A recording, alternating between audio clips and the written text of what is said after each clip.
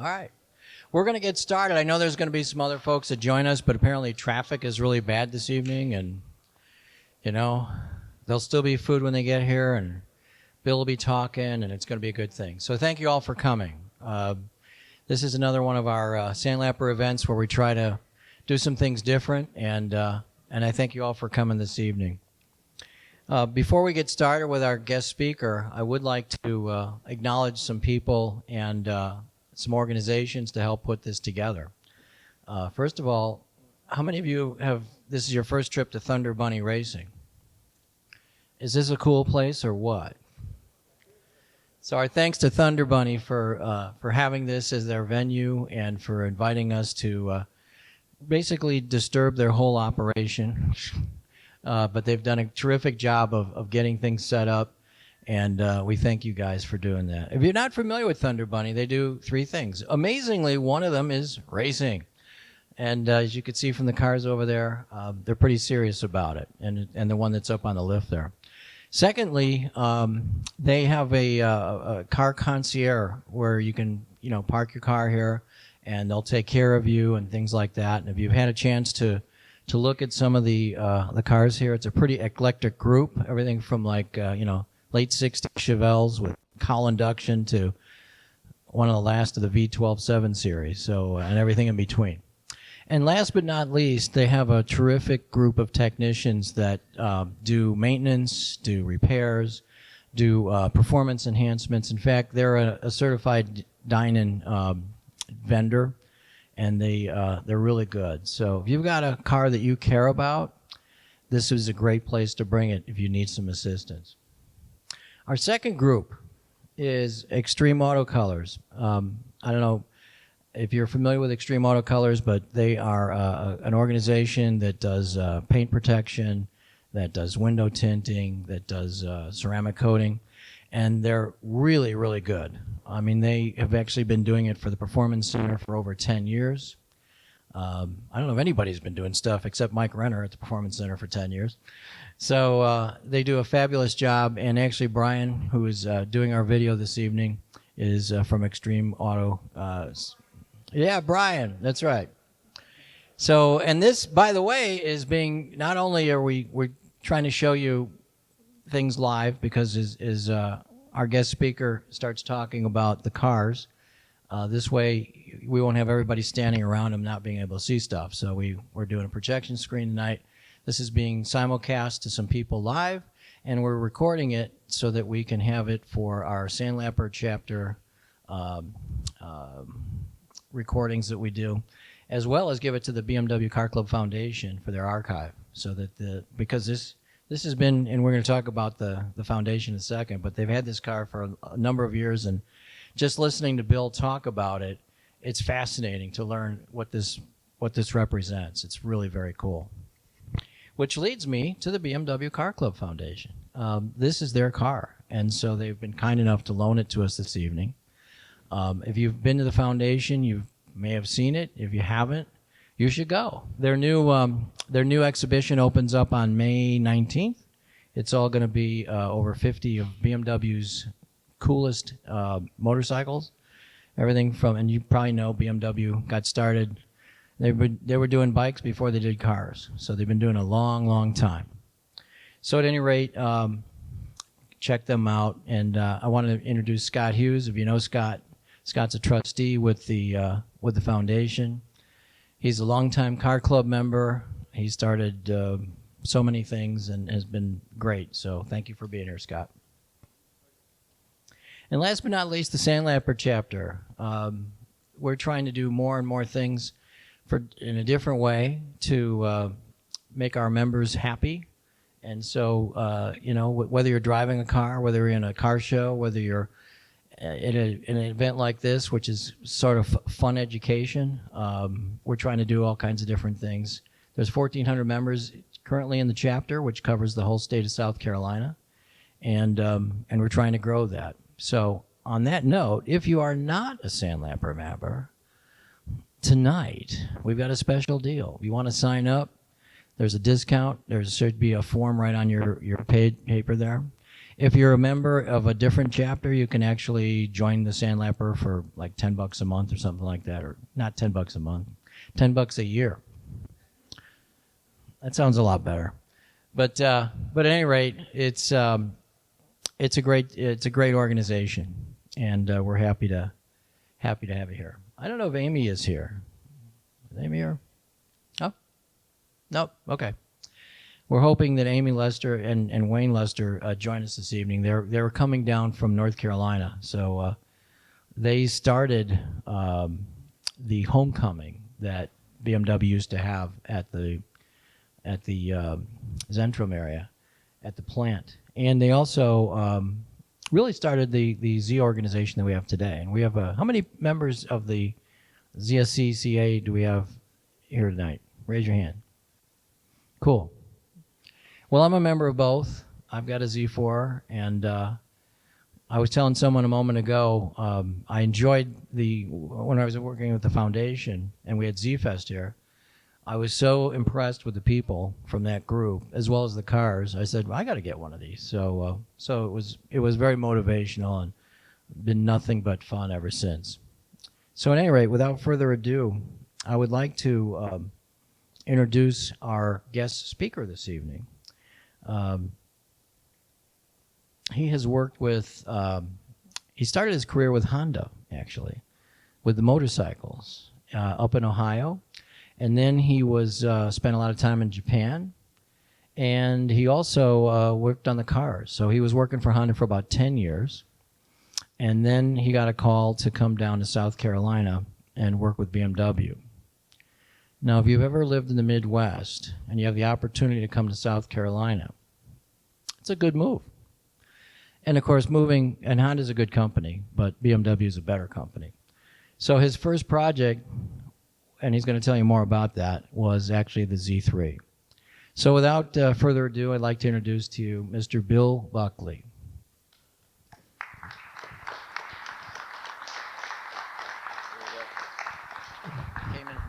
Yeah, I did. All right, good deal. Hello, everyone. Nice to see all your faces tonight, and thanks, Neil. He's organized everything, got me very well prepared for today, and I wore my BMW shirt that I wore in the prototype of the design center of BMW. This is what we wore when we were working on the cars. This is the one I took when I retired.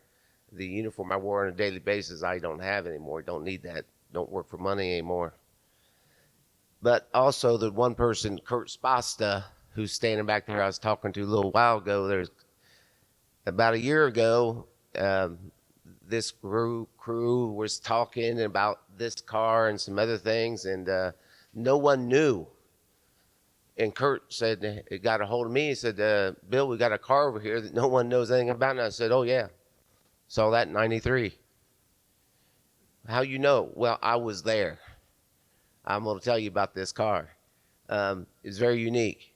But back to me. But just before we get to the car, this was the car that brought me to this company. So I came down. There was no plant. I was living in Japan. I get off an airplane. 2 days later, there's a guy, Ed Bucher, who he knows, gets on the phone at my mother-in-law's house where we're staying because we're just back from Japan with our 3 kids, my wife and I. And he said, Bill, there's a plane ticket to South Carolina. I'm like, the same person, Ed, is the same guy who sent me to Japan for 2 years with this whole new idea. Design for manufacturability was killing it in the early 90s, late 80s. But there was this new theme, and we called it Fiji in the Japanese, but it kind of went into the German side too. It's functional integration with geometric integration, process integration, all combined, because you can't do one without the other. And I was actually stationed in Suzuka, Japan, which is not the design center of Honda. It's where Suzuka Circuit is, the racetrack, because they did testing there. Because this is where you bring cars to the pavement, and then you know what you have, right? Till you drive them, you don't know. They're just designs, and they're tires, and they're all parts. So this thing was all coming together, and the same person who sent me over there was on the phone So I got down to South Carolina, and and the guys gave me a hotel room and a rental car for a week. Not just a day, a week. And so my wife, we checked the whole area out, and we said, boy, it's pretty nice down here. On Friday, I went back into the second interview. So I've been here a week. Our good buddy, Jörg Baza, was in there, and the vice president came in. He goes, Bill, you're not here for the 318. You're not here for all this other stuff. This guy right here is going to be your boss, basically, not the rest of us, because you're going to work on this. We're going to do this in South Carolina. He shows a rendition of a Z3 to me in the interview. I'm like, damn, man, how am I supposed to say no? I mean, that's cool. Come here, because I'd already helped Honda launch a new plant at East Liberty. You know, I'd done those things. I was 10 years with them. My career was moving, but the Z3 was cool. I was like, that's not just your average car. Something new, something different. So I said yes. Spent the next month preparing myself. Went to Germany the first week of December of '93 and started presenting on how I'm going to launch this car. My job was the assembly processes, the integration between design and manufacturing, and functional integration as far as wind noise, water test, vibration, whatever. All the things that we talked about was what my job was. My partners were two others. I think some of you came to the Z-Car Club about a year or so ago, was Scott Rhodes and A.D. Williams, body shop, paint shop, and then me, the complete car. And I gave them a presentation on how this worked, and I'm going to talk briefly about the team that we had in a little bit. But it was a quick turnaround because in January we had another event of '94, and that's where this showed up. This is color-coded because it was a supplier event, and we were trying to group together certain types of metals, certain types of forming, certain types of things that made sense for certain suppliers to make for us. So this was going to be Spartanburg Steel, this was going to be Magna, this was going to be whoever. So we wanted to group together these parts from certain suppliers together. And you got to realize, this is early '94, '93. We don't have a plant. We're kicking off design of a car with suppliers we've never met, tooling from around the world that's going to show up in South Carolina, and you can't send these steel parts back and forth between Europe and make money. This has got to be local. That body right there had to be local. So we went from there, and of course, the bumper and the bumper beam is another part you can't ship around the world, had to be local. So this was made for a supplier event, but also we later used it as a training tool for our associates. So we used it as a second function. The first function was a supplier event, and that's what all the colors were about, how we wanted to group them together. But when I was here looking at it, I knew this was a really old car because it doesn't have certain features on it. Roll bar. That's not the roll bar that's in that Z3 right there. This is the prototype roll bar. And of course, we knew that was going to change the day we dropped a 1,500-pound weight from about 3 meters high on top of the car and see how it would work in a rollover, and you guys would be safe. And we had to add a different roll bar and a different crash beam in the header here. And this one doesn't have the right attachment points for the soft top connection either. But it was really good rendition of what we would need. This A-pillar is also a little bit different because we had to run it down and in a little bit farther for structural rigidity. There's a few other things that we wanted to change along the way, but not all of them worked out. Let's see. Because you always had this question of car function and customer wants, right? And this is where we're going to get into in a little while about, some of you people that want to have a sports car versus a car that you can ride 500 miles in and get out and feel comfortable. Those are two different things. Some of you want them together. We have a hard time doing that in the industry. But I'm going to revert back to the team, because the team that was putting this together was very unique. So if any of you know BMW, you've heard of the motorcycle called GS, right? So in BMW, we have leaders and teams and department codes and all those things you have in organizations. So you know who, what department code are you in, or what team are you in? Well, this team, when I flew over in 93, was called GS, because Dr. Gersel, the lead of this team, had just got done launching the motorcycles. It was a very small team. Dr. Gersel was direct report to a board member. His group, and I have pictures of some of the prototypes here, we were driving up in the Blue Ridge Mountains from 94, was a very small team. And if, for instance, Dr. Drager, who was responsible for the complete powertrain, that's sourcing, quality, and all, later in BMW became board member for design. One of the persons in assembly who helped us with the complete soft top, convertible top team, because we had to change the design. The fixture we had, we didn't like. We had to change the design of the framing station and body shop. We changed the fixture design and assembly. His name was Harold Kruger. You guys know that name. He later became president of BMW also. There's another person that was there in the early beginnings, because we were talking about our cars and what they had to be, BMW. And if it was something that wasn't BMW, that was always this kind of BMW, that was very strong about that. His name was Dr. Punke, president of BMW North America, later become president of BMW Global.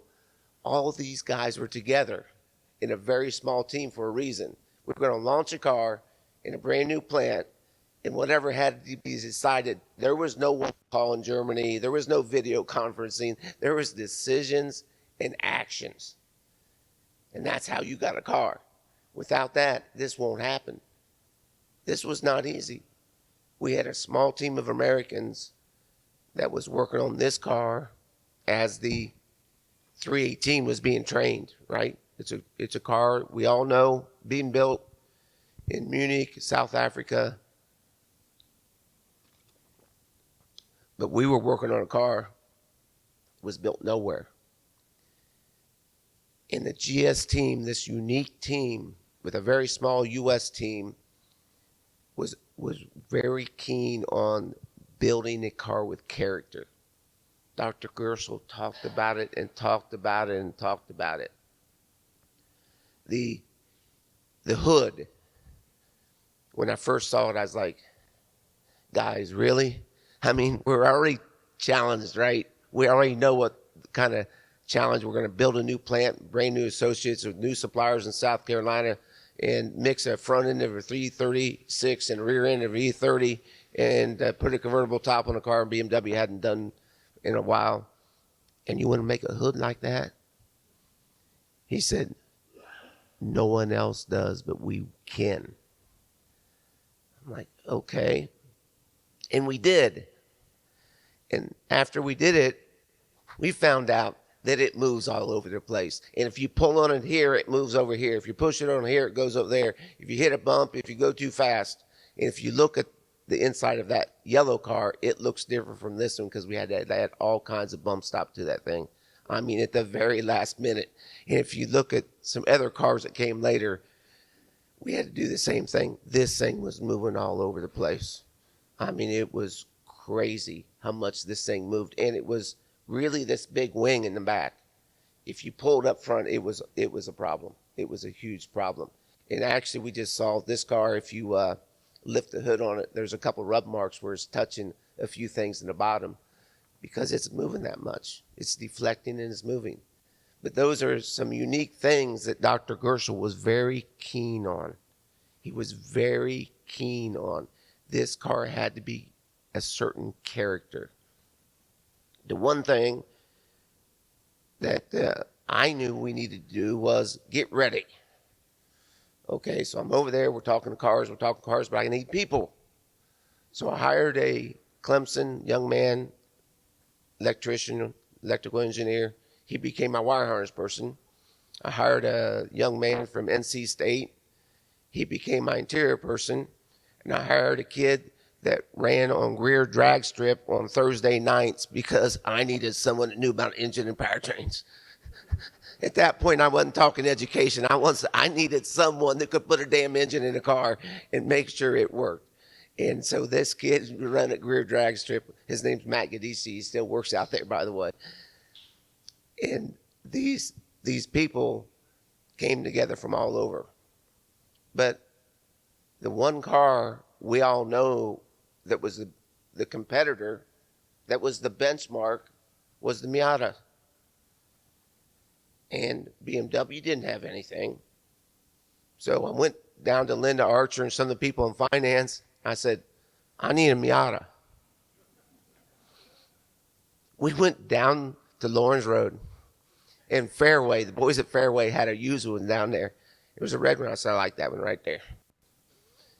She goes in there and said, I'm buying that. She goes, give him the keys. He drove it home. Drove it out to the plant. I had that team with a few others tear that Miata down to the last bolt in the back of the TDC. And Kurt's seen that red Miata because it ran around the plant for 10 years later. And we put it back together. Then we tore it apart. We put it back together. We tore it apart, and the guys said, why? I said, how many times can you take a part off and it not break? That's an important part of engineering for manufacturing. Because if you guys want to work on your car needs repaired, you have to do that. Plus, you have to learn about all the other little details of torque and all the things about building it. So I actually bought a Mazda Miata to teach the guys how to build a roadster. It was our main competition anyway, right? Actually, the reason most of the Z3s in the beginning were very soft, I would call them, is because the Miata forced it upon us. If we were going to take part of the sales from Miata, it needed to be a little bit of a soft car, something that we said very openly the ladies wanted to drive. They didn't want to drive them. And we needed to get those customers because we didn't know at the time what this car was going to be. I mean, this car ended up changing BMW. It ended up kicking the 318 out, and we built so many of them, and then we added new models and M's and all the things. But at the time, we didn't know. And the only people who sold little sports cars was Miata, because Mustang wasn't really a Miata. A Camaro wasn't really a little two-seat. It was really the car that was there. So we bought one. We worked on it. We tore it apart. We put it back together. And we couldn't sell it, of course, because after we did that, you can't say it's roadworthy or safety. But we drove around the plant for years. Everybody used it around the plant. We did that. But the one thing I will tell you this was, I think it must have been early 94. Our friend York Baza, he said to me, Bill, you come from a car, Japanese guys and all this, but the one thing you got to know about BMW is if you're going to do the kind of job you do, you got to be a driver. I said, okay, but I can drive. He said, no, that's not what I'm talking about. So the next thing you know, I'm in Lime Rock Racetrack. I'm in driving school. And it wasn't the only one I went to. And then later on, I went to many, many, many different driving schools, winter testing, high-speed testing, and. And this brought in the whole car junkie, the whole Fiji, the function, everything together. Because, and I got a couple of pictures of us up there in the Blue Ridge Mountains when we were driving the first prototypes. camouflaged up in the Blue Ridge Mountain. Now you see that all of them have a black header around the windshield. They were all black. We put tape on it and made them black. And one day we were there, and the Isabella, the styling lady, she said, "I don't like the black." We're like, but all the cars are like that. We're in pre-series 2. We're ready to launch a few months. I don't like the black. Okay, what do? We took it off. That's why you got colored headers. But it came back later in the E89, right?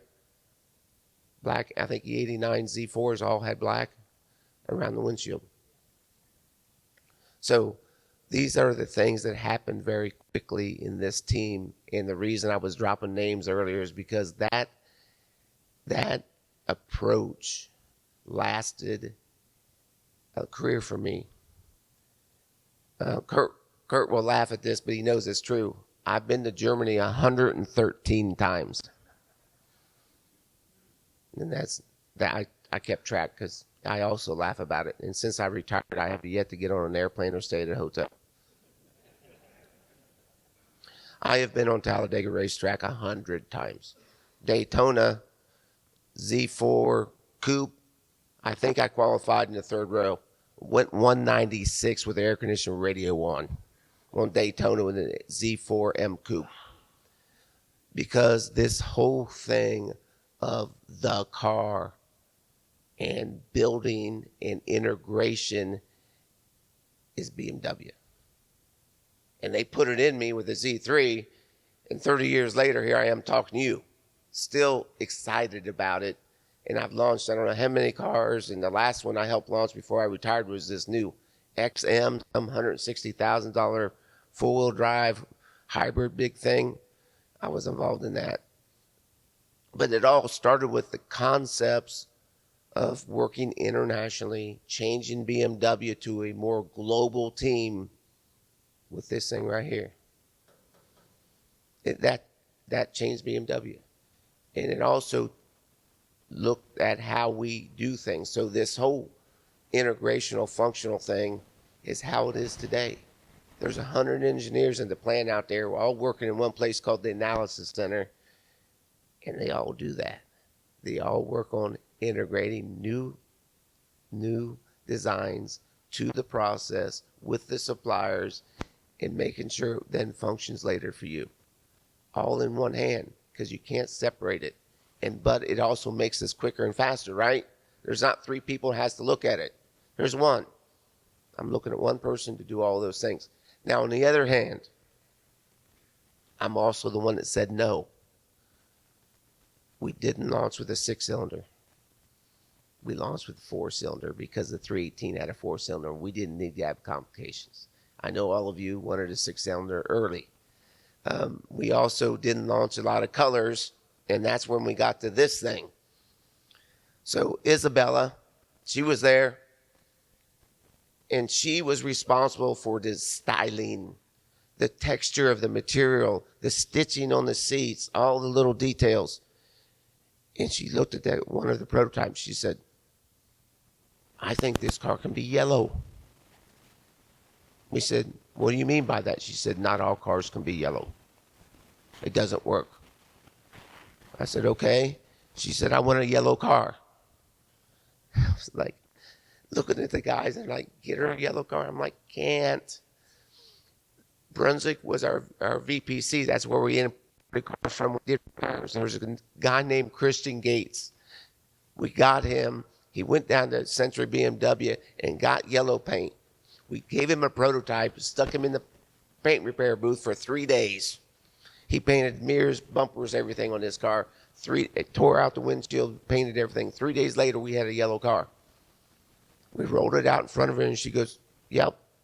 She looked at the design team. She said, "The next model year, introduce yellow. This car can be yellow." That's how it worked. That's how it worked. Small team, quick decisions, and I love the yellow, by the way. This is a rare car.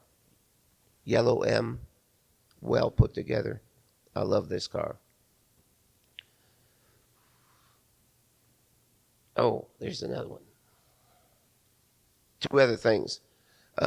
When I was here looking at this car, I walked to the back, and in the back corner here, I knew that this car was an early prototype because there's no place to mount a 7-pound metal weight to the back here. And we were talking to the guys from the facility, and this red car right here that they'd done a restoration on. They said, yeah, there's a weight in the back corner inside the bumper beam. I said, I know there is. So what happened was we got this car, and it was done. The tires, the shifting, everything was done. It was ready. There's one problem in the industry. If your car at certain RPMs and certain roads and certain conditions put out 36 hertz, 36 hertz is exactly what the human body frequency is. And if you do that, you will get sick. You ever ride in the back of some cars, you get sick real quick, real quick. It's because they put out 36 hertz. So did this one. At certain RPMs. You know, we always had, anybody ever owned a Honda Accord? Right at 55 to 60 miles an hour, the car can't decide what gear to be in. And the reason for that is they never let it run under 2,000 RPM in the high gear because 36 hertz comes through. So with the car companies, you can do it with transmission, you can do it with whatever. But we didn't want to give you a car that you had to have the bad shift or something weird happen. So we put a 7-pound weight in the back rear corner. Took it away. If you notice under a lot of cars, I don't know if you've seen a lot of cars, but they have certain weights near the exhaust or hanging off the drive shaft anchor. Certain rubber gaskets are in certain places because we're fighting frequencies coming to you as the customer. And that 36 hertz one always got me. I was like, geez, oh, PD. I mean, we were in the end. We were really at the last day to launch this thing, and we were like, oh, shit. Yeah, I mean, if you're in my business, that's an old shit. Oh, what's it? Oh, yeah. Oh, yeah, this is the other one. This is something I learned, too. So we're about ready to launch, and a guy from North America came down. His name was Albert Bierman.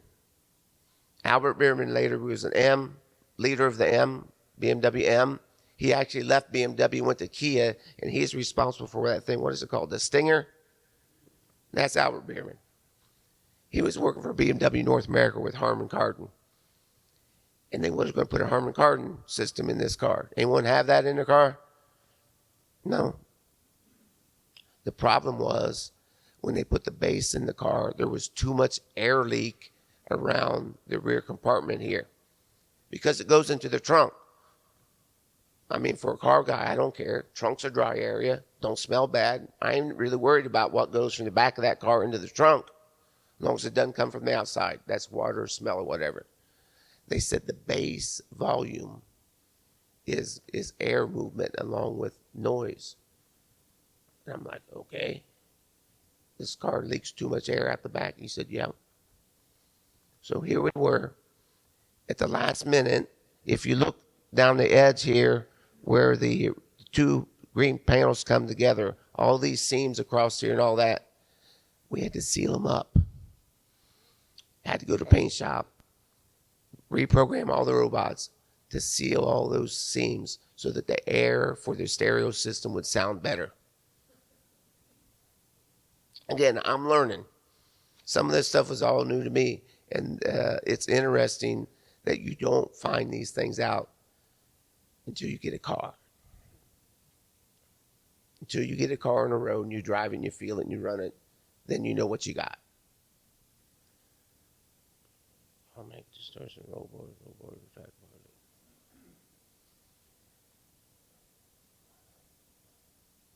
Oh, well, I guess the other one was a James Bond car. So we were just about done with production of the second or third prototype phase. And we get a phone call that BMW has made a deal with James Bond people for the car to be in a movie. We need 2 cars, identical, blue, blah, blah, blah. We're like, no, you don't. They don't exist. We don't have them on a schedule. You know, all of us production guys, if you didn't make a plan for it, we always say hell no first. It went higher than me. So they were like, can you do this? And we're like, well, we didn't have very many body parts at this point. So 2 men, Scott Rhodes and Sean Adelsberger, they worked B shift because the day shift was building the 318 and training people. So these guys took the 2 James Bond cars for a week in the body shop with 2 of them, and piece by piece, part by part, welded those bodies together from 8 o'clock at night till 6 o'clock in the morning for a week in the middle of the night, putting these things together because we didn't have anything else to use. Well, we sent them to the paint shop, got them painted. Well, we had very few parts for assembly left, and we hadn't even trained everyone yet on how to build this thing. So we put them specifically in the training center, and my team, with about 5 of us, built those 2 cars by hand. And after they got done, they said, well, let's ship them off to Puerto Rico. We got to send someone to go and make sure it's all okay and work with it. That was me. So I got to go. The car's in storage and this. But the interesting point was, here's the one picture. We had to take the trunk off the car and build a platform. Anyone who knows the movie, that when they're driving down the dirt road and the airplane comes up over top of them and lands in front of them, he needed a place for the cameraman to sit. So I was there as pretty much with the grippers, I guess they call them the grips, or the video people, to help modify this car for cameras, cameramen, and all that. I spent a week down there. Did meet Pierce, and I did meet, was that Joe Dom, walking tall guy? What's his name? Joe Don Baker. Yeah, that's an airplane he got out of in that movie. I was there. But that was very unique, that this car was taking off with a certain character. We hadn't launched it yet. We hadn't even launched it.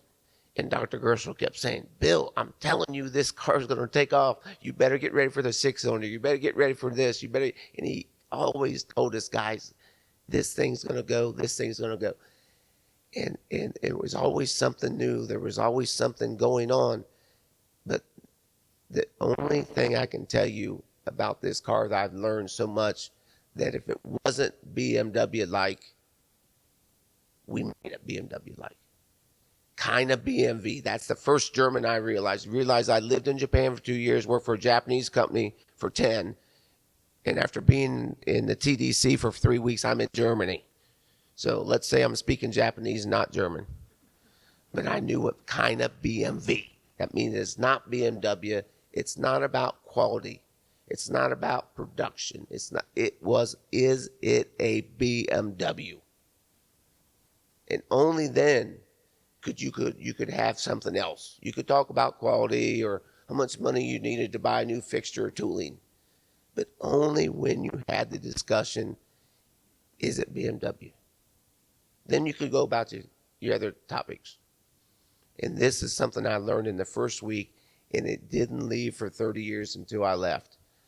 That is still something they really entrust in their teams, their people. Quick decision making is something that the Japanese dream about. I've lived in Japan. I've lived in their company. This company will react quickly, very quickly. And it's always about BMW. So I have more stories about drive events, and I'm not sure how long have I been talking right now. We're good? So the one thing I will tell you is your car was also a part of the problem. because we proved that this plant and these people could do something different, new, unique, and make it work.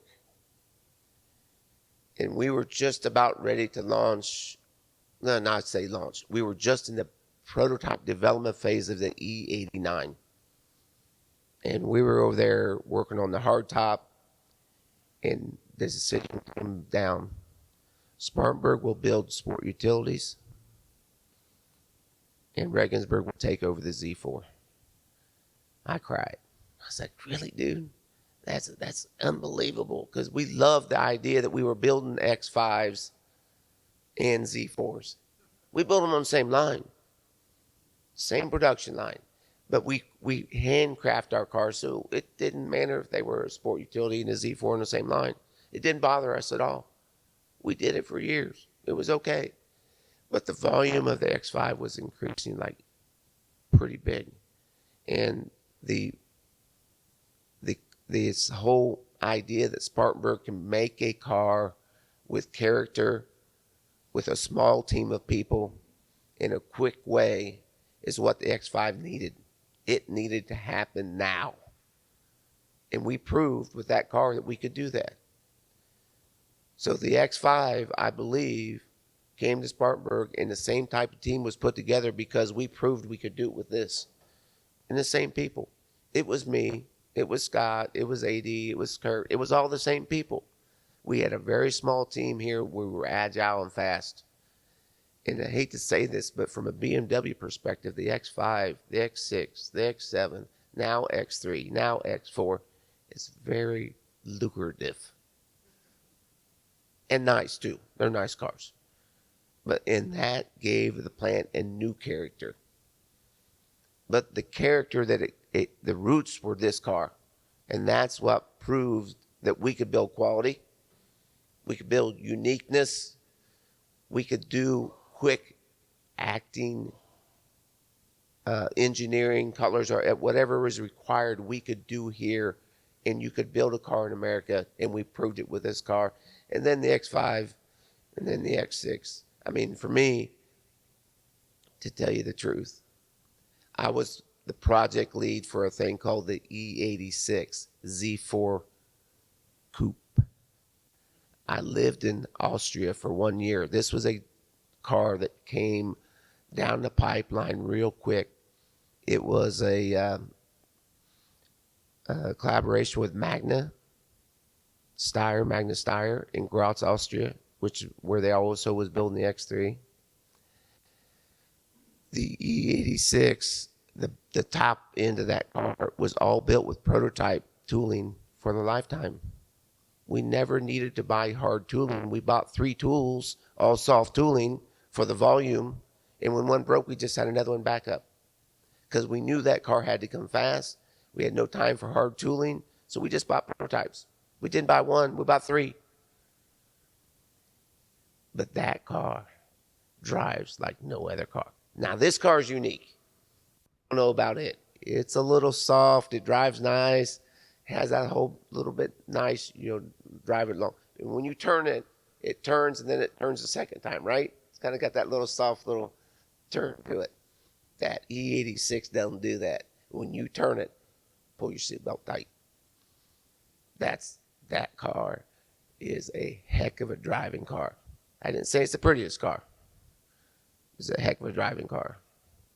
Oh, I forgot about the Z3 Coupe.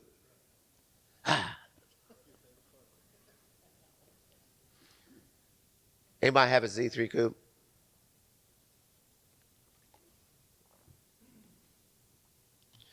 So we are now launched. Cars in production. We're talking about 6 cylinders. We're talking about this, that, and the other.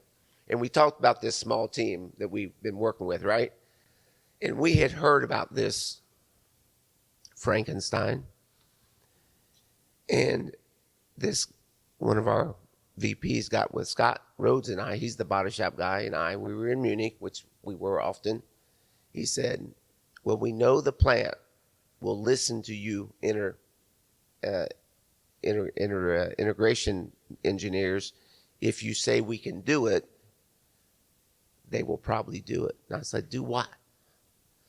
We go down into the prototype area, got my vest on, and we go behind the first and then the second wall. And in this room was a prototype Z3 Coupe. He said, "Can we do it?" We're like, "Well, wait a minute." So we started asking questions. What's this? What's that? What sheet metal changed? What else is changing?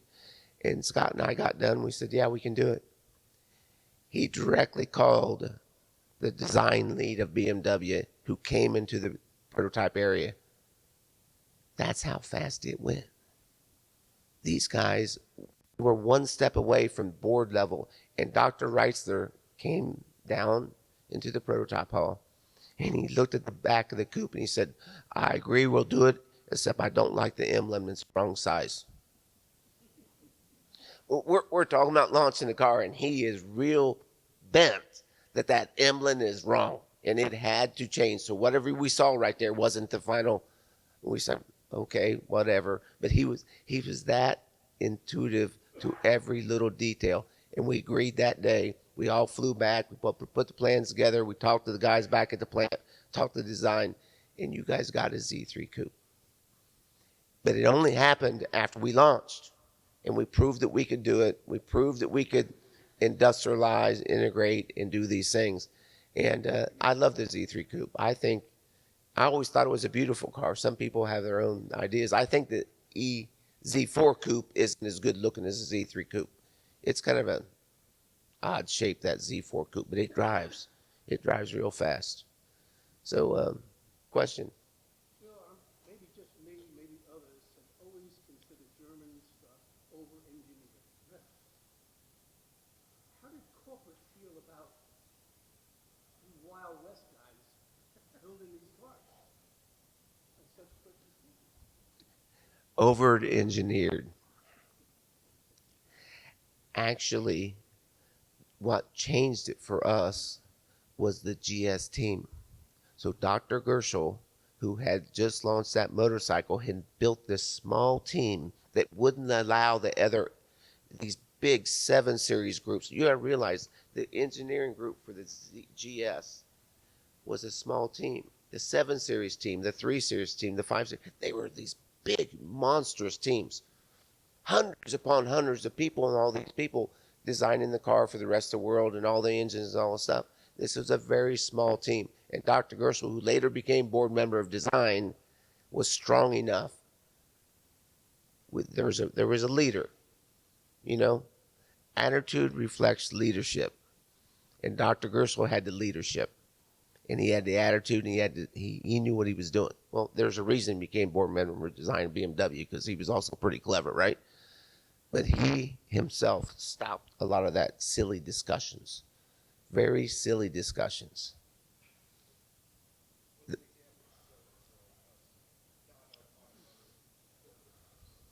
What? So we all know about the powertrain torsional rigidity of the car. Some of you've witnessed it or have certain sheet metal parts that ripped or tore, and I've read things about what you guys do. Every one of those things would have changed our car, would have put us back into crash testing, would have put us into a spot that this car wouldn't have happened in time. It wouldn't have had the same character.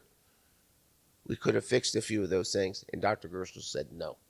He said this car has to have that character that you can drive it, like a Miata, that you can ride it in for 500 miles and get out of it and feel not like you've been in a wrestling match. That whole powertrain thing was found. It was known. And they wanted to shut the car down, and it would have cost us, it really wasn't the money, it was the time and the other thing that would have been lost. And he wanted that. The other one was black glass versus plastic. You guys have no idea. We heard you clear. But Dr. Gershel said no. He said, as long as I'm here, it's plastic. That's what he wanted. So these type discussions, he had a certain feel that he wanted, and he stopped all those discussions because they were there. There were lots of them there. The graining, I think some of the early cars people talked about, the graining wasn't quite normal BMW. Well, you know, if you launch a car in a new place with new suppliers, that's what we had. And the question was, did we want to go through and regrain all those tools? Did we want to? We said no. Now, some of you have complained about some of the graining in the early cars, but that's what the car was. That was the character of it, and that's what we stuck with. Not everything, not every decision makes in your favor as a customer. Sorry. It just works out that way. Yes, sir.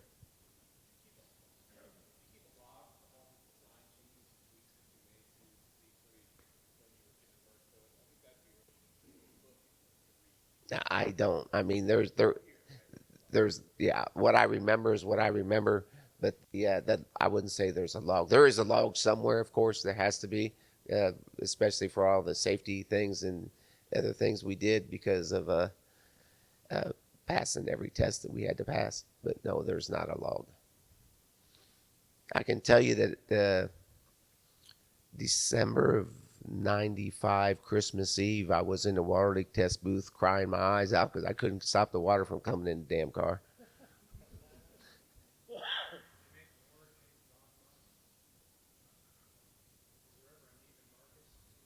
Yes.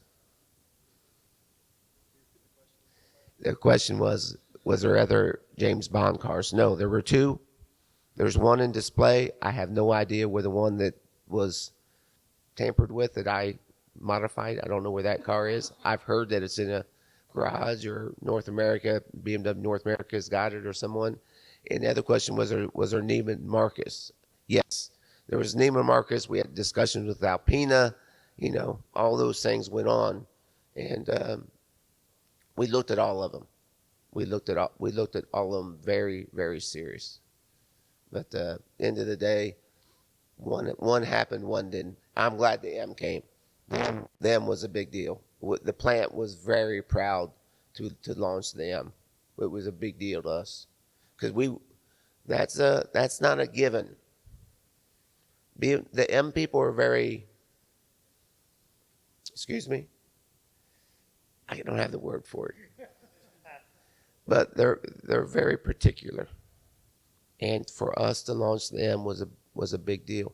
That was also a second handshake that we trust you. When we got that M, that's a big deal. That's the flagship, right? For the sports car people.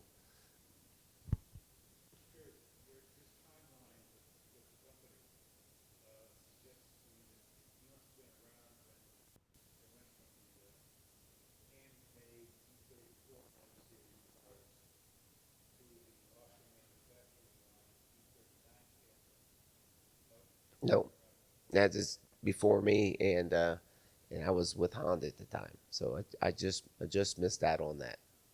Just missed out on that. The E39 was my first car.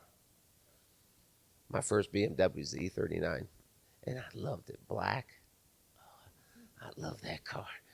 I wish I got to keep it. Yes, sir.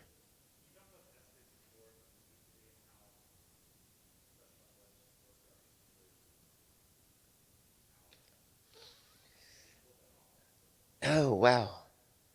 The S54. This has got an S52 in it. I like the S52. The S54 was a special car. We all know what it can do. We all know what it can't do. It has its limitations in life. But the S54 for us was a very difficult car, the engine. Realizing that the rev climb rate and torsion do not exactly fit certain things. You know, when they put the S54 in the first 1 Series, there's about 8 braces on that car. I think there's 2 extra ones in front and there's 6 of them in the back because that car ramped up so fast with that S54 in it that it was a mess. It was a mess. The front end was doing something different than the back because that front end was ramping up quick. I mean, really quick. So that car, that engine is special, but for me, it was really a pain. It was really a pain. You got to realize there are certain things that function, it becomes a problem. When the front of the car and the back car does two different things, that's really a problem. That's really a problem. And you know, y'all heard about the first X6, you know, the aerodynamics of that car was crazy. That car was crazy. This car, the aerodynamics are nothing like that X6. That X6 we had issues. We had issues. That car, it had wings. It had wings. But it didn't when we went to production, but I've been in it when it had wings. It's interesting. Aerodynamically, yes. It's hard to believe. Wind has nothing to do with 1.52 tons. Nothing. Wind wins. Wind always wins. Always. Other questions? Go ahead.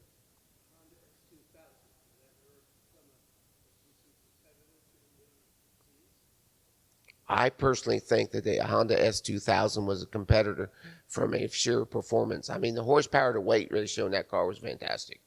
I mean, I was at Honda when they first made the NSX. I was there in the beginning of all that. So I liked the car. Car didn't have character. Yeah, the car was a good car. But I think the way that Dr. Gershel and the BMW team gave this car its own personality, I think the Honda missed the personality trait of the car. Hell of a car. Horsepower to weight ratio and driving ability. I've driven it. It's a machine. An absolute machine. And those are the things that I think they miss out on. You know, one of the things we talk about all the time was when we open the doors and close the doors. We open the hood and close the trunk. How's it feel? Mitgefühl. How's it sound? How's it feel? All these things. How does your knob feel? Why don't you tell everyone about your knob on your car? I'm going to get a drink of water. The knob on my car. Oh, I've had the car 12 years. The left air vent I thought was working perfectly when it was half closed. And then he showed me that there's a detent that basically you have to put a little more pressure on and it'll open that vent up completely. 12 years. I never figured that out. And I'm an engineer. When we launched that car, that air vent has that fog light switch right on it. And every time we tighten that screw down, that thing would twist. And that air vent would go about halfway down. You couldn't get it all the rest of the way. And I literally, an hour ago, I sat in this car and I went, oh, yeah, it's there. And I started smiling. He goes, what's that? That car has it. Those are the things that in the automotive manufacturing world, we always said, you know, those customers are going to not think this thing works right. We couldn't fix it. It was impossible. Just the amount of torque we needed to hold that thing in, it was flimsy enough. It twisted a little bit, and then the vent didn't work quite right. And you've got it. Now you've got something unique. But these are the things that we do. You know, the iDrive, the clicks, how's it feel, how's it sound? That's to me, is what made me go to work every day and be happy. I just think that's the coolest thing in the world. Those doors closing and windows going up and down. You know, the door mirror or the seat, you guys don't really care how much noise it makes, as long as it works fast, right? We used to always talk about, well, that motor's too loud. And I said, the guy uses it once. Once he sets the seat, he never changes it, so who cares what it sounds like? Oh, they were losing their minds over that. That's another something we're talking about, over-engineered. Who cares? As long as it doesn't sound like it's broken, who shit cares? We talked about that for hours. Oh my goodness, seat motor. Are you kidding me?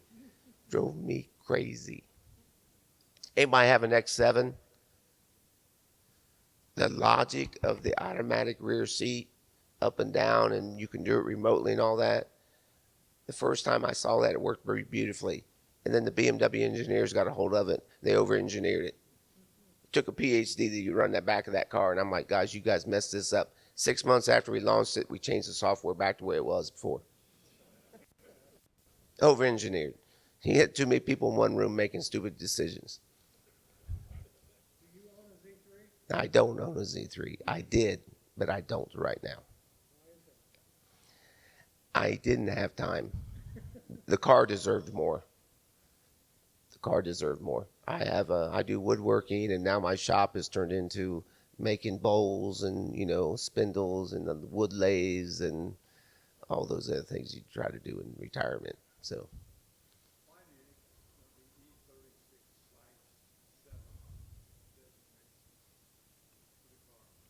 So BMW does everything in sequence, right? You guys all know about, E86, E83, They're all, all E, now G, then E. It's just going to be a numerical sequential thing. It's German, right? It's all very logical.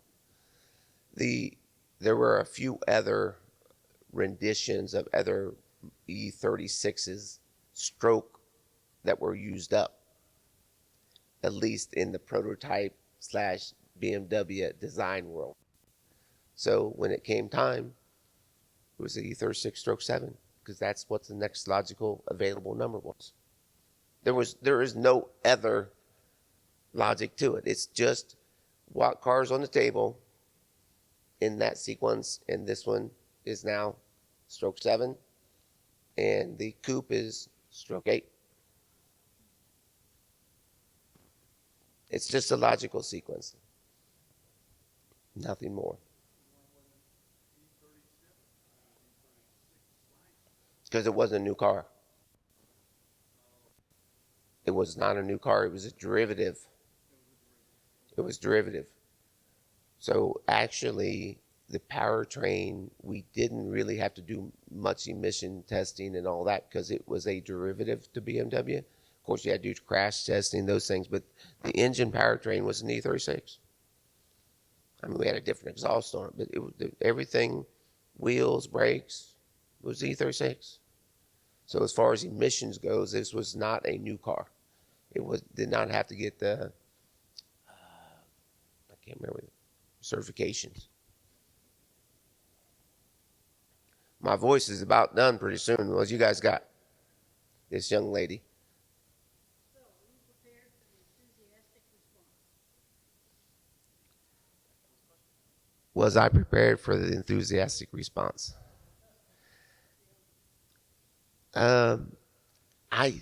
I think I was. By the time it really started to roll, we were really prepared to do more.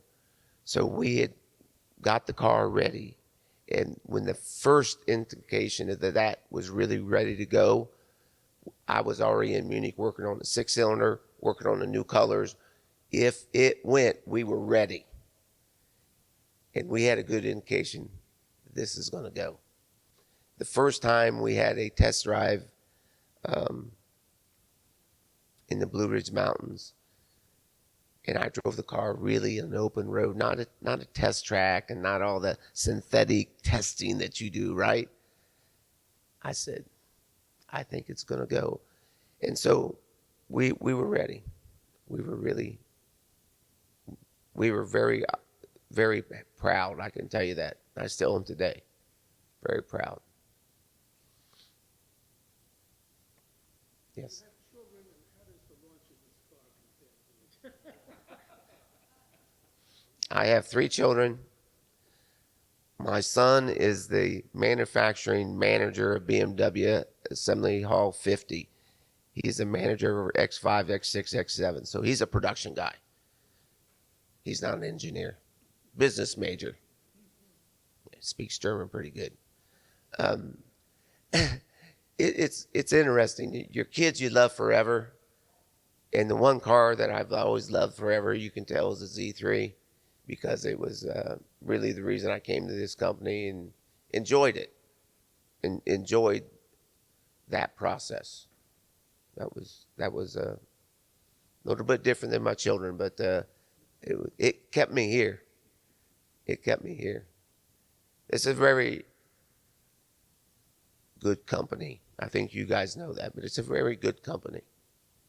It's a very good company. It's a very dynamic. It's a youthful company. If you look at the presidents of BMW, how many of them turn 60 and they're gone, right? I mean, they're at Volkswagen. They're all over the world because, you know, we keep young decision makers moving. And that's not a bad thing. So it has a lot of good points to this company. All right. So just for you to know it, I'm going to leave a few of these pictures up here. These are just a few of them. So the first test drive, the first Z3 with camouflage on it, up in the Blue Ridge Mountains with the Camaro, Mustangs and other things. The James Bond cars, they'll be laying up here for a while before I leave. So thank you for your time. I really enjoyed it. Kurt, thank you for introducing me to these people. They stuck me in a corner for 30 years because I'm that guy that you guys aren't supposed to know. Right? Who Bobby Hitt, you guys know who Bobby Hitt is? Bobby Hitt used to say, Bill's the one guy that we never let anyone know. And now that I'm retired, I can't.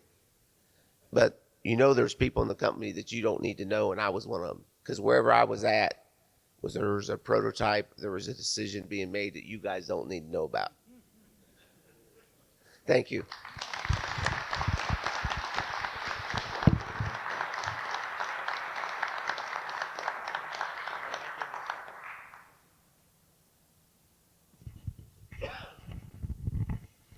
What do you think?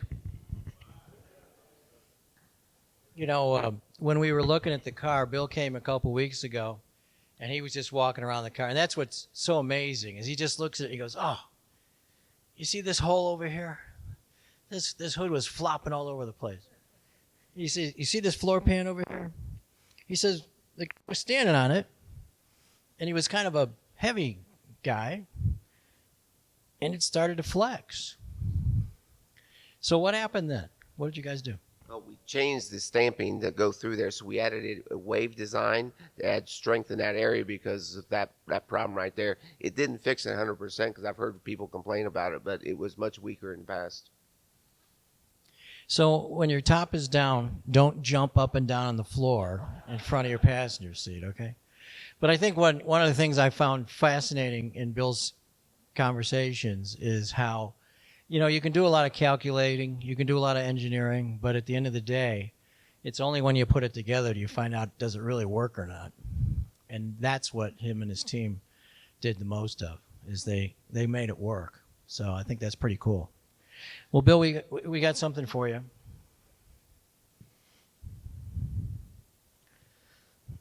Bill said, can I get a shirt? We actually have two shirts. This is from the Ultimate Driving Museum from the BMW Foundation. Nice. So thank you. Nice. Our other one has a supply chain issue.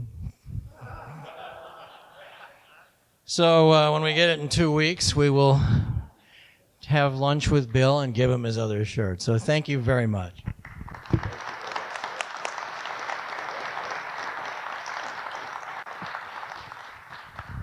Before, I'm assuming you guys will probably want to come up and talk to Bill and ask other questions. But I did want to mention, earlier we talked about traffic and stuff like that. Wayne and Amy Lester have finally made it from North Carolina. They're over there. They asked that I don't bring them up here. But again, they were so excited about the Z3 when it first came out that they just thought, we need to do something special for this car. And so they created everything, really. The organization that we know today was created by them. A lot of these events and things like that. So if you want to meet the parents of the Probably you've never been called that before. The parents of the club that we use to celebrate all the Z's, go over and say hi to them, and they're great folks. Plus, they drove like 3 or 4 hours to get here, so make it worth their while. Anyway, folks, that's at the end of our formal presentation this evening. Stay, mingle, look at the yellow car, which is beautiful, by the way. Thank you, Howard, for bringing it. And now you got an air vent that works a lot better.